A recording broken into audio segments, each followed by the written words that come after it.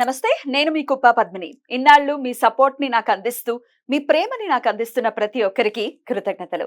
ఇప్పుడు చూడబోతున్న ఈ వీడియో కూడా ఖచ్చితంగా మీకు ఉపయోగపడుతుంది. లైక్, షేర్ అండ్ సబ్స్క్రైబ్ చేసి మీ ఇష్టాన్ని అలాగే మీ సపోర్ట్ ని నాకు అందించండి. అలాగే ఈ వీడియో పట్ల మీ అభిప్రాయాన్ని కమెంట్ సెక్షన్ లో కమెంట్ చేసి నాకు తెలియజేయండి. నమస్తే, వెల్కమ్ టు అవర్ ఛానల్. నేను పద్మిని. ప్రస్తుతం మనతో పాటు ప్రముఖ ఆధ్యాత్మికవేత్త, వాస్తు జ్యోతిష పండితులు కేఎస్ఆర్ గారు మనతో పాటు ఉన్నారు. మాట్లాడదాం. సార్ నమస్తే. సార్ చాలా మంది చెప్తూ ఉంటారు, మేము ఈ మంత్రం చదివేస్తున్నాం, ఆ మంత్రం చదివేస్తున్నాం, ఈ స్తోత్రం చేసేస్తున్నాం, ఆ స్తోత్రం చేసేస్తున్నాం, కానీ ఫలించట్లేదండి అని అంటూ ఉంటారు. ఎక్కడ దోషం జరుగుతోంది అంటే మంత్రానికి ఉండే పవర్ మంత్రానికి ఖచ్చితంగా ఉంటుంది. మరి అది గురుముఖతగా తీసుకుంటున్నామా, లేకపోతే స్పష్టంగా దాన్ని పలుకుతున్నామా లేదా, ఇట్లా రకరకాల ఆస్పెక్ట్స్ ఉంటాయి కదా. ఇవన్నీ పక్కన పడేసి దేవుడి మీదనో లేకపోతే ఇచ్చిన గురువు మీదనో నెపం నెట్టడం ఎంతవరకు సమంజసం అనేది నా ప్రశ్న. రైట్.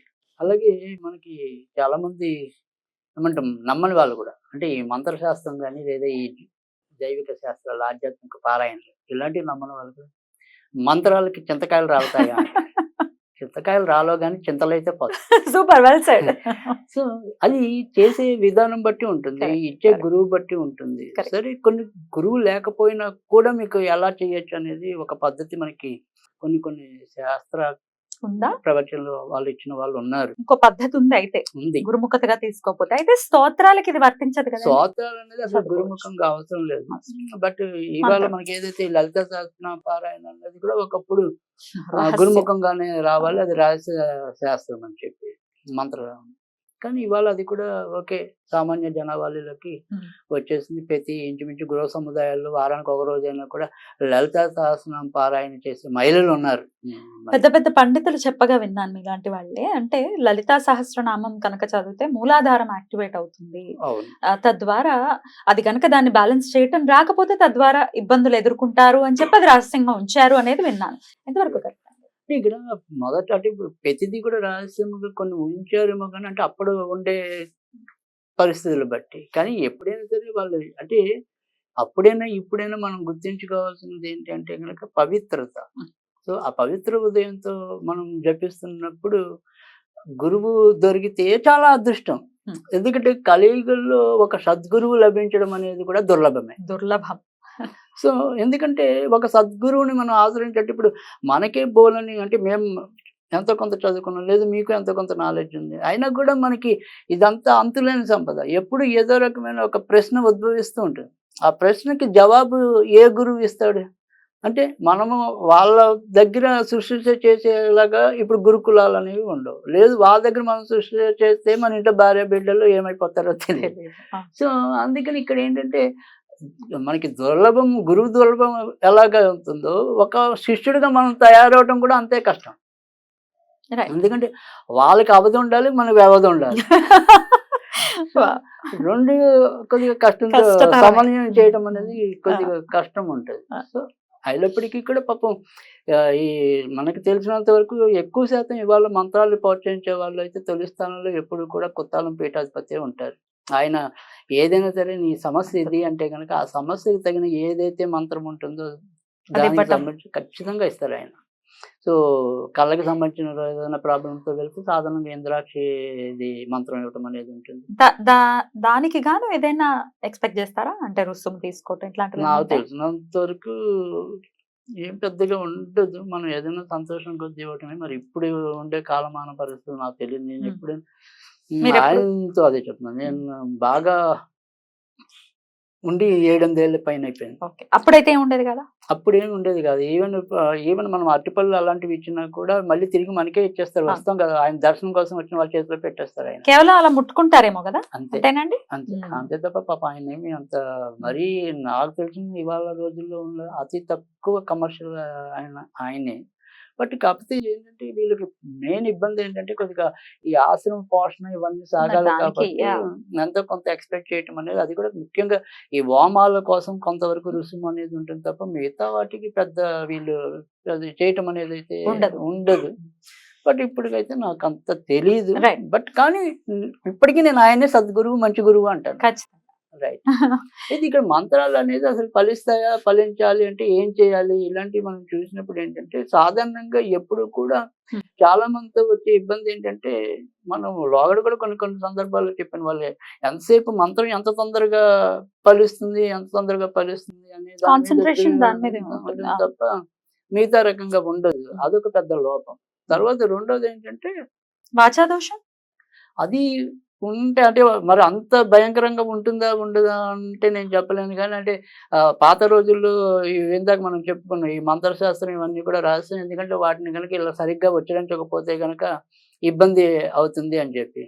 అందుకని అక్కడ ఇలాగే ఒకసారి ఏంటంటే ఏదో మంత్రంలో రక్ష అని వచ్చిన చోట ఈయన భక్ష అని చదివాడని, ఆ తర్వాత ఆయన దానివల్ల దక్కించిందని చెప్పి కూడా అంటూ ఉంటారు. జాగ్రత్త అవసరం కదా, వాచా దోషం జరగకుండా ఉండాలి కదా. అందుకని ఆ ఉచ్చారణ దోషాలు అవన్నీ కూడా కరెక్ట్ గా ఉండటం కోసం అని చెప్పి మనం ఒక గురువుని తీసుకోవటం అనేది జరుగుతుంది. తర్వాత రెండోది వచ్చేప్పటికి ఏంటంటే, వీటిని మనం పద్ధతి ఏదైతే ఉంటుందంటే ప్రతిదానికి కూడా ఒక మంత్రాన్ని, ఒక దేవతని అనే దాన్ని మనం ఏదైతే దృష్టిలో పెట్టుకుని చేస్తున్నామో, ఆ దేవత యొక్క విధానంలో కనుక ఆరాధించినప్పుడు అది మనం ఇంత శీఘ్ర ఫలితాలు ఇవ్వటం అనేది ఉంటుంది. అంటే ఇక్కడ ఏదైనా సరే మీరు స్త్రీకి సంబంధించినవి ఏమైనా సరే, ఈ జప సాధనలు అనేవి ఏవైతే ఉంటాయో అలాంటి వాటిలో ఉంటే గనక ఎక్కువ మీకు ఉపయోగపడేది ఎరుపు గాని, తర్వాత తెలుపు రంగు గాని, తర్వాత వచ్చేప్పటికి ఆకుపచ్చ. ఈ 3 రంగులు దుస్తులు గాని, పంచెలు, మగాళ్ళైతే పంచెలు లాంటి వస్త్రయాలు లాంటివి, ఆడవాళ్ళైతే ఇలా చీరలు లాంటివి చేసుకుని ఆయా దేవి యొక్క మనం యొక్క మంత్ర జపం చేస్తే గనక అది తొందరగా ఫలించడానికి ఉంటుంది. ఇక పురుషులైతే గనక సాధ్యమైనంత వరకు కూడా నీలం గాని, పసుపు గాని గనక ధరించి చేస్తే అది తొందరగా ఫలితం ఇవ్వడానికి ఉంటుంది. కొంతవరకు తెలుపు కూడా పర్వాలేదు. ఒక దీక్షా వస్త్రం కింద పెట్టుకుని కూడా చేయొచ్చా అండి? అంటే ఇప్పుడు పాత రోజుల్లో మీకు ముఖ్యంగా ఈ బ్రాహ్మణులు ఏవైతే ఉంటాయో వాటికి ఖచ్చితంగా మడిబట్టలు అని చెప్పి విడిగా ఆరేయటం అనేది ఉంటుంది. ఎప్పుడు కూడా శుచి శుభ్రత కోసమే కదా. సో ఆ రకంగా ప్రతిరోజు ఉతికి ఆరేసి మనం పైన వేసేవాళ్ళు ఎవరికి దడి మీద, అసలు వంటింట్లోనే ఉండేది ఒక కర్ర కదా. సో అవి ఇప్పుడు లేవు, కానీ ఉన్నంతలో మనం అలాంటివి ప్రామాణికంగా తీసుకుని పాటించడం శక్తి మేరకు అనేది. అంతేగాని అవి పూర్తిగా మనం మన సంస్కృతి అనేది పాడైపోకూడదు. అంటే ఇవి కూడా ఉంటాయి, ఇలా చేస్తే ఇంకా మంచిదని చెప్తే కనీసం భావి తరాల్లో కనీసం కొంతైనా అది నిల్చుంటుంది. లేకపోతే ఇంకా ఏమంటాం, ఒక మొక్క కొరుకుతే కూడా ఓం నమః శివాయ అనేది అలవాటైపోతుంది. అది అంత ఇబ్బంది అయిపోతుంది. సో ఇది ఇలా చెయ్యాలి అనేది కూడా అవసరం అనేది ఉంటుంది. అలాగే కొన్ని కొన్ని ప్రత్యేక దేవతలు ఉంటారు. అంటే ఇప్పుడు మనకి ఇప్పుడు ఇవాళ రోజుల్లో మనం ధూమవతి ఉంది అనుకోండి. ఆ ధూమవతి అనేది ఖచ్చితంగా ఏదైనా సరే నలుపు వస్త్రాలు వేసుకుని పఠిస్తే కనుక, కాళికాదేవి కూడా నలుపు వస్త్రాలు పఠిస్తే కనుక, ఇలాంటివి అంటే ఇవన్నీ మీకు ఎవరు చెప్తారు? కొద్దిగా గురువు ఉంటే మీకు కరెక్ట్ గా చెప్తారు. కనుక గురుముఖంగా నేర్చుకునేవి కొన్ని ఉంటాయి. గురుముఖంగా నేర్చుకోకుండా అంటే ఓం నమః శివాయ అనే దానికి పెద్దగా గురువు అవసరం లేదు. శ్రీరామ జయరామ జయ జయరామ అనే దానికి అక్కర్లేదు. అది కూడా అంతే పవర్ఫుల్. అంతేగా, బీజాక్షరాలు లేకపోయినంత మాత్రాన్ని ఫలించమనడానికి లేదు.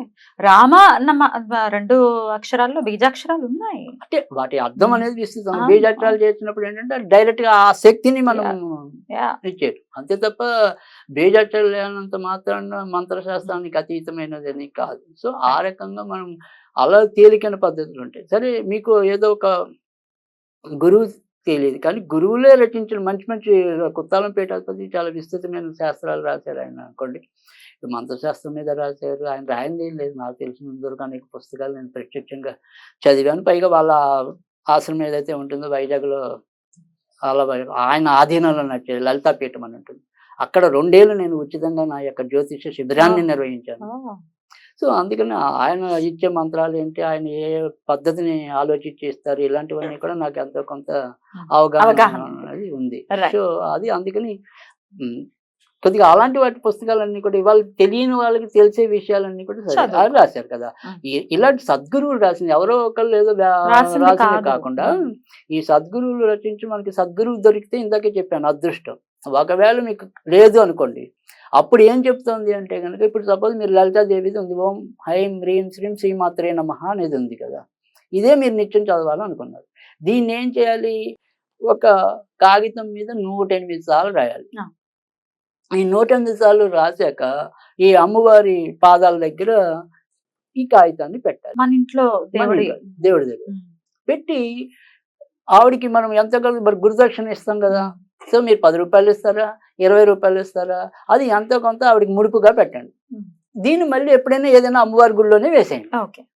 ఆ పేపర్ అప్పుడు అదే ఆ పేపర్తో ఆ పేపర్ వేసేయండి. కూడా అక్కడ ఏదైనా ఒక చెట్టుకి కట్టేయటం కానీ లేకపోతే లేదా హుండీలో అక్కడ వేసేయడం. వేసేయటం, హుండీలో వేసేయటం చేసినా కూడా మీకు ఆవిడ లలితే మీకు గురువుగా భావించి అద్భుతం. ఇచ్చినట్టుగా అవుతుంది. సో అలా అది చేసుకోవచ్చు. అలా చేయొచ్చు. అది మాకు గురువులు లేరండి అని బాధపడద్దు. ఆ, కానీ నేననేది ఏంటంటే ఈ మంత్ర శాస్త్రం గురించి విపులంగా రాసిన వాళ్ళ పుస్తకాలు తీసుకోండి కానీ అటు ప్రతి మంత్రాన్ని చేసి అంటే ఒక్కోసారి కొంతవరకు ఇబ్బంది అనేది ఉంటుంది. ఉంటుంది. కానీ ఏదైనా సరే ఇందాక చెప్పిన ఈ ముఖ్యంగా కుత్తాలం వారు రచించిన పుస్తకాలు కానీ తర్వాత గతంలో కూడా చెప్పాను మధుసూదన సరస్వతి అని ఉంటారు, ఆయన రచించిన పుస్తకాలు కానీ ఇలా పెద్దవాళ్ళు ఇప్పుడైతే రమ్యానంద భారతి గారు కూడా రాస్తున్నారు పుస్తకాలు.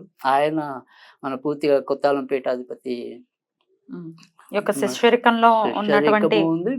అంత క్రితం వాళ్ళు చెప్పుకున్న దాన్ని బట్టి పూర్వజన్మలో వాళ్ళిద్దరికి కూడా ఏదో రకమైన సంబంధం ఉంది మన వీరికి ఆరికి. సో అందుకని ఆవిడ పూర్తిగా ఆయన యొక్క ప్రభావం మీదే ఉన్నట్టుగా ఉంటుంది కనుక ఆవిడ రచించిన ఏదైనా సరే కొంతవరకు నిష్ణాతులు ఎవరైతే ఉంటారో వాళ్ళవి వాళ్ళ follow ద్వారా చేయడం. మనం తీసుకోవటం అనేది లేదు. వాళ్ళ పరంపరలో వచ్చి వాళ్ళు అంటే ఇప్పుడు నాకు ఒకసారి మనకి ఇచ్చారు ఈయన కుత్తాలం పీఠాధిపతి అనుకోండి సపోజ్, అదే మంత్రాన్ని నేను మీకు మళ్ళీ ఆయన ఎలా ఇచ్చారు మీకు నేను ఇవ్వగలను కదా.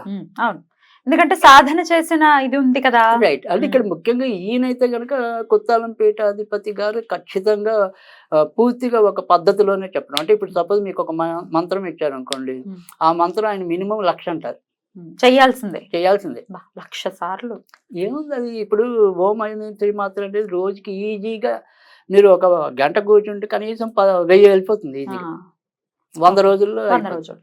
కదా. సో అలాంటి తేలికైన పద్ధతిలో ఉండే మంత్రాలు ఎంచుకోండి. మరీ పెద్ద పెద్ద ప్రత్యంగా అంటే అది చాలా పెద్ద మంత్రం ఉంటుంది. అలాగే ఇదే వారాహిలో మీకు 210 అక్షరాలు ఉన్న మంత్రం కూడా ఉంది.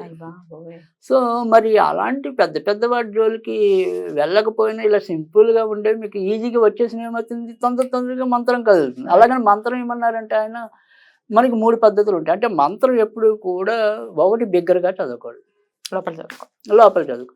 ఈ లోపల చదివేది కూడా అంటే పెదాలు కలపకుండా చదవటం అనేది. అందుకని ఇక్కడ మానసికంగా పెదాలు కలపకుండా ఓం నమ శివాయ ఓం నమ శివాయ అనేది అయితే అది ఉత్తమం. సో కొంతవరకు పెదాలు కలిపి ఓం నమ శివాయ అంటే అది మధ్యమం. ఓం నమ శివాయ అంటే ఏదైనప్పటికీ కూడా ఈ ఒక మంత్రం కానీ ఏదైనా కానీ కేవలం సామూహికంగా చేసినప్పుడు మాత్రమే దాన్ని బిగ్గరగా చేయటం అనేది తప్ప వ్యక్తిగత సాధనలో ఎప్పుడు కూడా సాధ్యమైనంత వరకు మానసిక వాచ అయితే మీకు తొందరగా ఫలిస్తుంది.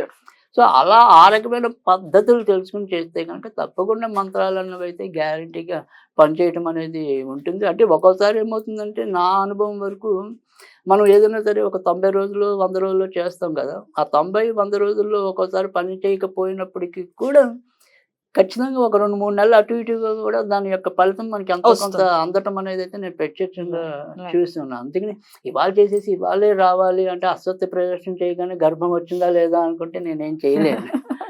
సో కొంతవరకు కష్టపడాలి, కష్టపడి సాధన చేస్తే ఖచ్చితంగా చింతకాయలు రాలో కానీ చింతలు పోతాయి. అలా పోవాలనే ఈ ప్రశ్న అడిగాను నేను. సో అవన్నీ ఒక పద్ధతి. అలా కాకపోయినా అవేం పాటించకపోయినా కూడా మనం నిత్యం ఒక పద్ధతిలో ఒక నియమిత సంఖ్యలో అంటే 1,00,000 అనేది 1,00,000 మీకు అవ్వలేదు అనుకో, ప్రతిరోజు ఒక నియమిత సంఖ్య ఎట్టుకోండి, 108 అనేది అది ఖచ్చితంగా మీకు ఒక 5-6 నెలలకైనా తప్పకుండా పనిచేస్తుంది. ఆ రకంగా మీరు మంత్రాలు అనేది చాలా శక్తివంతమైనవి, అందులో అయితే ఆక్షేపం లేదు.